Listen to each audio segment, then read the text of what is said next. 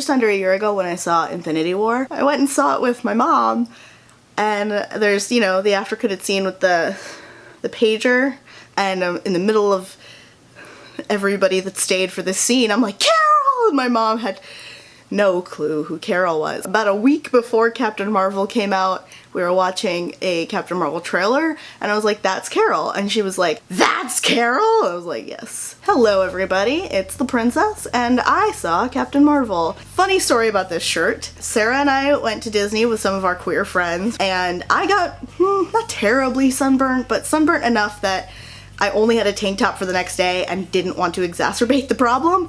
So we went to Disney Springs, and this was the only shirt that I even marginally liked. You can't see the bottom of it, but there's a little red patch that I like a lot. So I bought this and then sat through the rest of Saturday having people ask me time and time again if I had seen the movie yet. Every cast member that had already seen it pretty much said the exact same thing, where they were all telling me that you get some backstory about some of the characters from earlier Marvel movies, and it was pretty good. They all really liked it. So I went into the movie pretty optimistic. I've been optimistic about this movie since they announced that it was going to be made. My review has been split into pros and cons. I made a list. We're going to start with a couple pros, go into the cons, and I think I'm going to try to end with a couple more pros, just so that it ends nicely. I will admit that I was one of those people that was like, I don't know so much about Brie Larson, and I regret thinking that at the very beginning, but you know, you live and you learn. And now, having seen the movie, I love Brie Larson.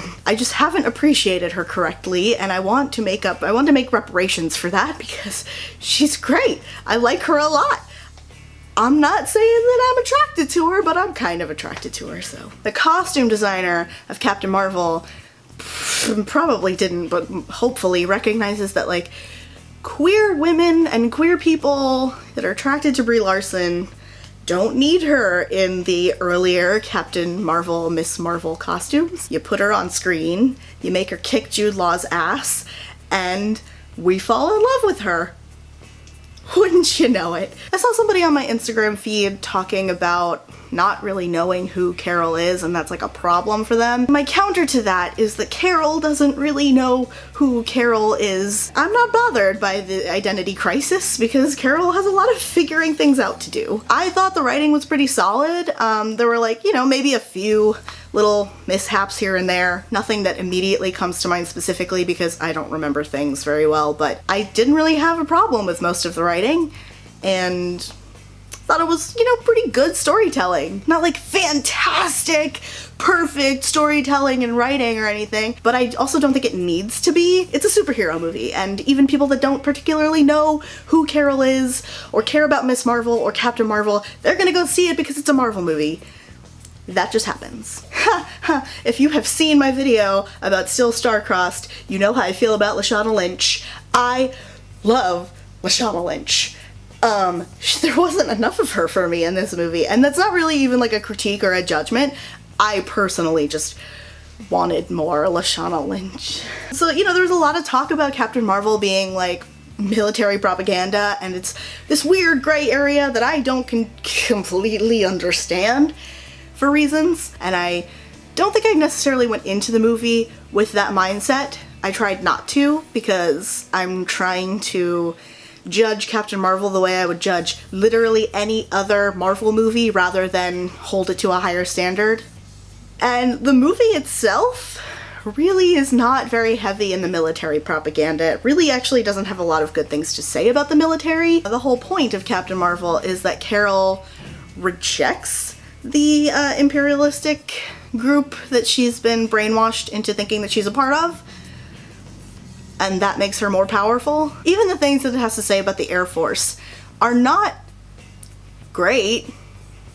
I like kept forgetting that Ben Mendelsohn was in this movie, and then all of a sudden he just shows up, and I'm like, oh yeah, that guy. Director Krennic. Right, he's in this. I very much appreciated his Australian accent. I liked that a lot. And I think he did a really good job with this character. I wasn't expecting the twist with the character, and I did really like it. I think the only reason that I have any kind of hesitation to say that is because Disney as a company has kind of been leaning towards this kind of twist, but specifically with their villains. The character that Ben Mendelsohn plays kind of plays with that trope, but doesn't do the same thing that like Hans does, so I'm good with it. Coulson was there. I love Coulson. I love Phil Coulson. I watched Agents of S.H.I.E.L.D. for probably like 2 or 3 seasons before I probably went to England and forgot about it, but I watched it because I loved Coulson so much, and so seeing Coulson alive in the MCU again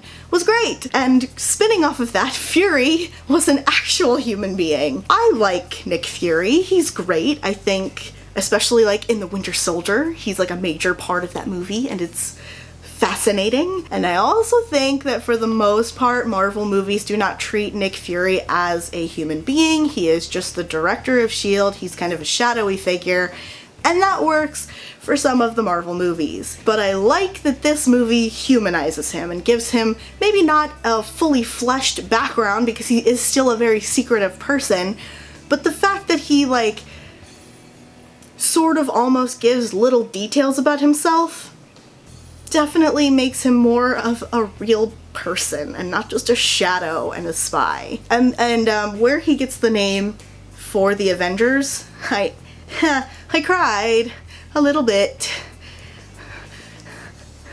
So here are my cons list. There was already an issue of people wanting Monica in the movie, like as Captain Marvel, because she was Captain Marvel before Carol, and I kind of know why they didn't do that. And I kind of know why they gave Maria a daughter named Monica, but I kind of also think that Maria could have been Monica.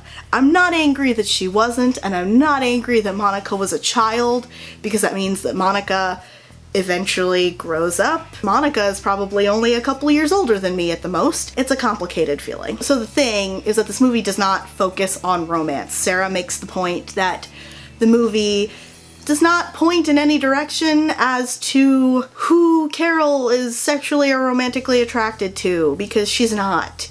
And I think a big part of that is the fact that Carol has no idea who Carol was. I mean, she's like dropped on an alien planet, alien to her. She's dropped on an alien planet that she can't remember ever being on. Doesn't know anybody, can't remember any of her past except for like the little flashes that she gets in dreams, but she doesn't have any way to make sense of those things. Since Carol isn't really focused on who Carol is going to kiss, the movie isn't either.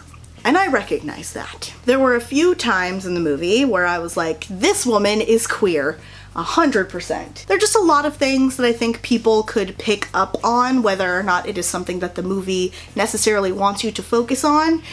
And I hesitate at that point to say that it's like baity, because if the movie really isn't about any of that, is it really baity? It just almost feels like it is, because maybe I'm projecting, and that's okay. If I recognize that I'm projecting, it's not the fault of the movie. I think most of where I'm coming from as far as the movie possibly being a little baity is the fact that I know Marvel and Disney, and that they rely very heavily on the Chinese film market, and so they will never really say whether or not Carol was queer. I will give the movie the credit that it is due in the fact that like it really does not focus at all on any kind of romantic or sexual relationship with Carol, and a lot of that has to do with the fact, again, that Carol doesn't know who Carol is. So for years people have been complaining about color grading and lighting in Marvel movies, and how a lot of Marvel movies tend to be very dull on the color scale. I think Captain Marvel kind of falls back into the more dull color scale, and I am almost positive that the set designer or anybody that was doing like lighting work was probably white. And I say that because there was at least one point for every single dark-skinned actor in this movie that I just could not see them. They were not lit very well. There is a scene where Lashana Lynch, who is very dark-skinned, and Brie Larson are sitting at a table in front of a window in New Orleans, and I honestly cannot tell you what happened in that conversation because all I could see was the foliage outside behind them. So the thing about living in the South is that you very quickly recognize that the sun is bright. What you really shouldn't do, especially when you have somebody so dark-skinned, is film it in front of a window that becomes overexposed, because then all you can see is the white light from outside and the foliage around them, and you can't really see the actress at all. You can only see the white actress sitting right across from her, and that is distracting and I think kind of an oversight. Djimon Hounsou also is in this movie, and he plays a character that he played in the first Guardians of the Galaxy movie. There were also times where the scene was so dark that I could not see him standing next to Jude Law at all. There's no reason for them to be that dark. Like, I should be able to see Djimon Hounsou if you're gonna put him in the movie. I really didn't follow or care about Jude Law's character very much. He was there. Huh.